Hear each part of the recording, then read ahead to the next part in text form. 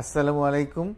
আজ কথা বলবো কোরবানি ঈদ নিয়ে। কোরবানি ঈদে কিছু স্বাস্থ্য ঝুঁকি থাকে। তো আগামী 28শে মে কোরবানি ঈদ। তো কোরবানি ঈদে কিছু স্বাস্থ্য ঝুঁকি হয় অবহেলা করলে। একটা হলো যে কাটার সময় যে রক্ত, সেই রক্তর ব্যবস্থাপনা ভালো না হলে জীবাণুর সংক্রমণ হতে পারে। বর্জ্য ব্যবস্থাপনা ভালো না হলে এই নাড়ি ভুঁড়ি বিভিন্ন যে আরও বর্জ্য থাকে এগুলো ড্রেনে ফেললে ড্রেন ব্লক হয়ে ওইখানে ডেঙ্গির ঝুঁকিতে পড়ে, মশা মাছির বিস্তার ঘটে।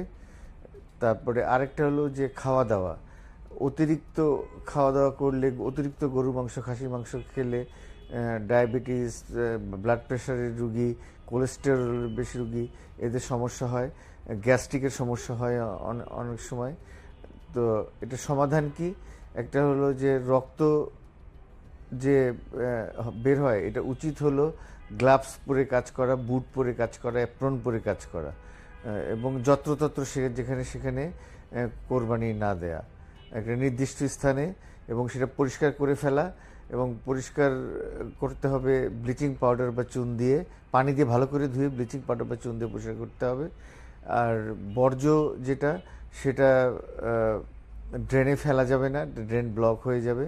ওইখানে নানা রকম সমস্যা আগেই বলেছি কি হতে পারে। তো ড্রেনে না ফেলে সেটা মাটিতে পুঁতে ফেলতে হবে, অথবা সিটি কর্পোরেশন, মিউনিসিপ্যালিটির দ্বারা নির্ধারিত স্থানে যেভাবে ব্যবস্থাপনায়, সেই ব্যবস্থাপনার মাধ্যমে অপসারণ করতে হবে বর্জ্য।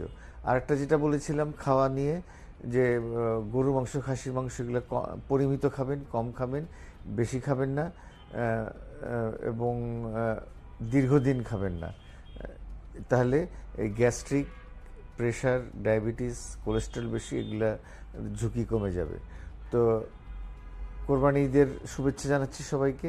ঈদ মোবারক। এবং আপনাদের এই কোরবানি ঈদ স্বাস্থ্য ঝুঁকি মুক্ত হোক এই কামনা করছি। খোদা হাফেজ।